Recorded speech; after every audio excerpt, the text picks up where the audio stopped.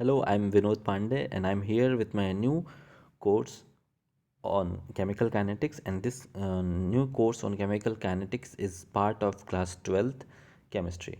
Okay, and this part is this chapter or this topic is very important as far as our CBSE and ISC board examinations are concerned.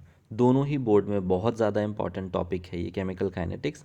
And what is the weightage of this topic or this chapter in our board examination.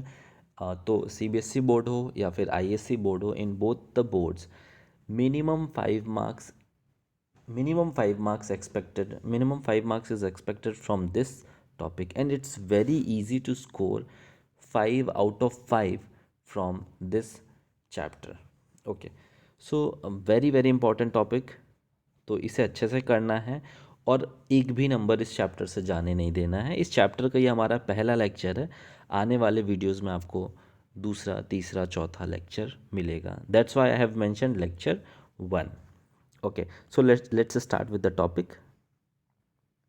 So let's discuss about what is this chemical kinetics. जब हम chemical kinetics की बात करते हैं तो ये chemical kinetics है क्या?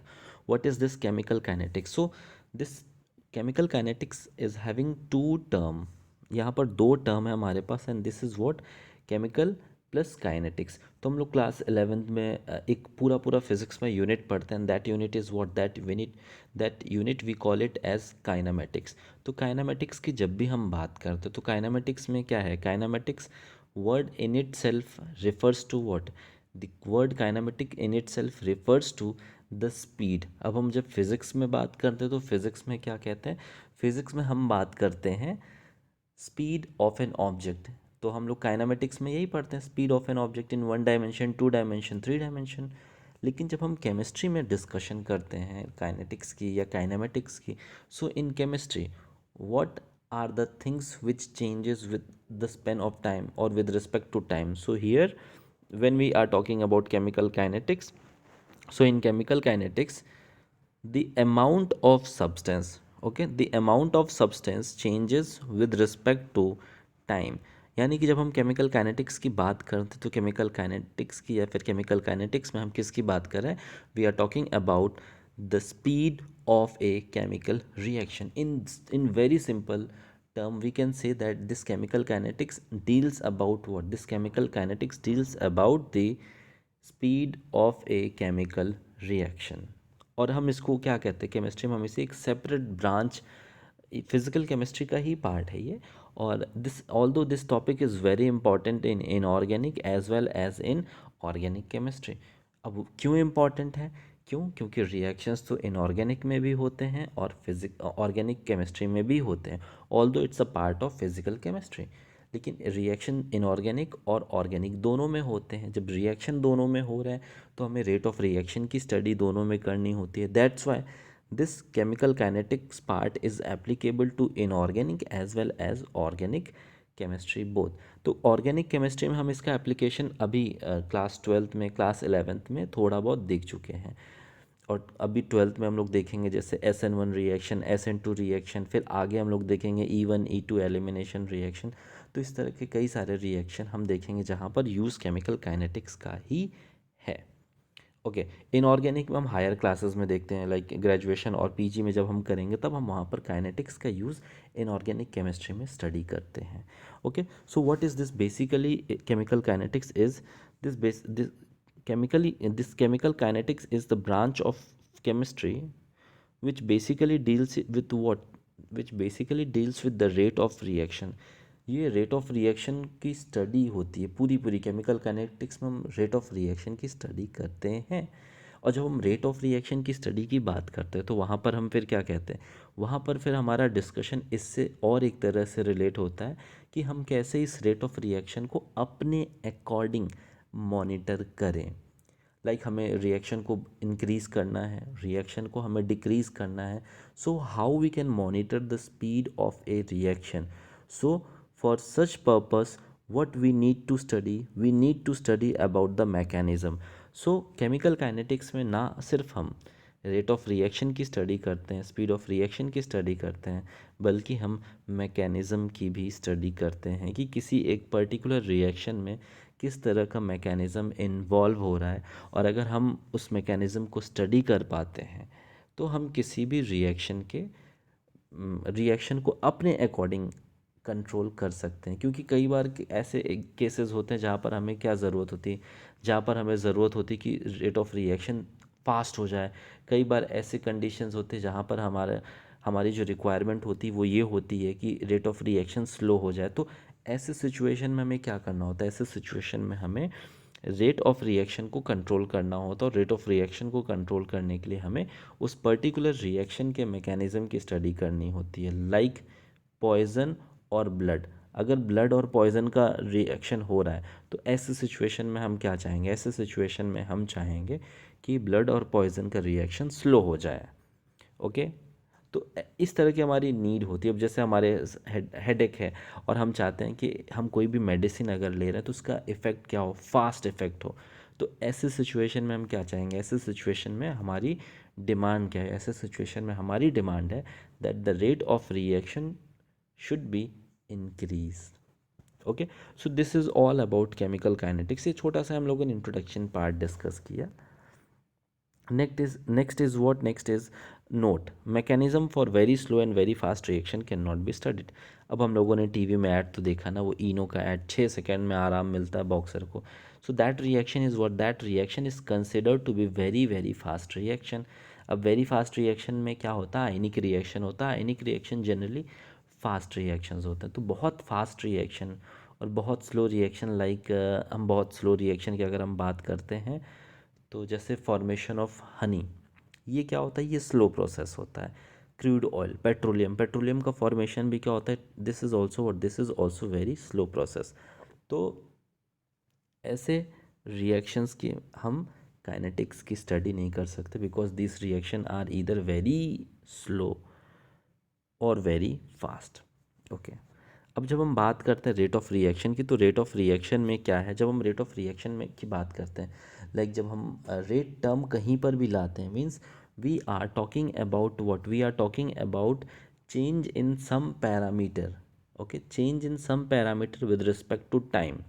अब जब हम वेलोसिटी की बात करते हैं तो वहाँ पर हम किसके चेंज की बात करते हैं, जब हम वेलोसिटी की बात करते हैं तो वहाँ पर हम चेंज इन डिस्प्लेसमेंट की बात करते हैं विद रिस्पेक्ट टू टाइम। लेकिन जब हम अब केमिकल रिएक्शंस के केस में क्या चेंज होगा, तो जब हम केमिकल रिएक्शंस के केस को डिस्कस करते हैं तो यहाँ पर जो है change in concentration of substance takes place. अब ऑब्वियस है कि रिएक्टेंट प्रोडक्ट में चेंज हो रहा है। तो रिएक्टेंट जब रिएक्शन शुरू नहीं हुआ था तब, और रिएक्शन शुरू होने के बाद रिएक्टेंट का अमाउंट, रिएक्टेंट का कंसंट्रेशन क्या होगा, द अमाउंट ऑफ रिएक्टेंट और the concentration of the reactant will start decreasing as the reaction starts. तो अब यहाँ पर हमें एक चीज़ ध्यान में रखनी है, यहाँ पर जैसे मेंशन किया है, here it is mention that change. Okay, यहाँ पर हमने मेंशन किया है, चेंज की बात हमने कही है, change in concentration. Okay, change in concentration. अब यहाँ पर फिर हमने क्या लिया, ईदर रिएक्टेंट और प्रोडक्ट। ओके, ईदर रिएक्टेंट और प्रोडक्ट, या तो हम रिएक्टेंट की बात करेंगे या तो हम प्रोडक्ट की बात करेंगे। ठीक है, दोनों नहीं ले सकते, या तो हम रिएक्टेंट लेंगे या तो हम प्रोडक्ट लेंगे। ओके, या तो हम रिएक्टेंट लेंगे या तो हम प्रोडक्ट लेंगे। ठीक है, change in concentration of substance either reactant और प्रोडक्ट अपॉन टाइम टेकन। अब जो भी टाइम लगा इतने से इतने चेंज की बात हम जो भी कर रहे हैं उसी को हम लोग किससे रिलेट करते हैं, the same we relate it with the rate of reaction. Means जब भी हम रेट ऑफ रिएक्शन की बात करते हैं तो यहाँ पर हम क्या कह सकते हैं, we can also state that final concentration of substance minus initial concentration of substance. अगर हम रिएक्टेंट ले रहे हैं तो हम क्या बोलेंगे, final concentration of reactant minus initial concentration of reactant upon time taken। अगर हम प्रोडक्ट ले रहे हैं तो in that case what will be discussing, final concentration of product minus initial concentration of product upon time। so this will give us rate of reaction। अब जब हम rate of reaction के यूनिट को find करना होता है तो हम यूनिट कैसे निकालते हैं, कंसंट्रेशन की यूनिट क्या होती है, the unit for concentration is moles per litre and that for time is second. तो हम यहाँ पर यूनिट्स की वैल्यू को पुट करते हैं and then what we will have here we will have moles upon litre second. और finally अगर हम यूनिट की बात करते हैं तो यूनिट क्या आता है, unit of r is what, unit of r is moles per litre per second. So this is the unit of r. Rate of reaction की यूनिट आ गई moles per litre per second. I hope this much of things are clear to all of you. Rate of reaction की जब हम बात करते हैं तो we discuss about two types of rate of reaction. And what are these two type, first is average rate of reaction and second is what, second is instantaneous rate of reaction. अब दोनों में ऐसा कोई rocket science नहीं, it's very easy. जब हम average rate of reaction की बात करते हैं तो यहाँ पर क्या होता है, हम ओवरऑल रेट ऑफ रिएक्शन की बात कहते हैं. ठीक है. अब जैसे मान लेते हैं हम कि कोई रिएक्शन 10 मिनट में कंप्लीट होता है, तो उस 10 मिनट स्टार्टिंग से 10 मिनट के बीच में जो भी रेट रहा हम फाइंड करते हैं एवरेज रेट. तो वहाँ से क्या होता है, वहाँ से जो हमें रेट मिलता है उसी को हम क्या बोलते हैं, उसी को हम लोग एवरेज रेट लेते हैं. या फिर हम मान लेते हैं कि हम भाई 10 मिनट में हमारा रिएक्शन कंप्लीट हो रहा है, हमें रिएक्शन शुरू होने से 5वें मिनट तक का रेट बताना है. तो ऐसे सिचुएशन में हम किसकी बात करते हैं, ऐसे सिचुएशन में हम लोग एवरेज रेट ऑफ रिएक्शन की बात करते हैं. इसी एवरेज रेट ऑफ रिएक्शन को हम कुछ ऐसे भी डिफाइन करते हैं, the average rate of reaction is equal to the change in concentration divided by the time interval. वही हम कि 5 मिनट की बात कर रहे हैं, 10 मिनट की बात कर रहे हैं, तो इसको हमने क्या मान लिया, इसको हमने मान लिया टाइम इंटरवल. ओके.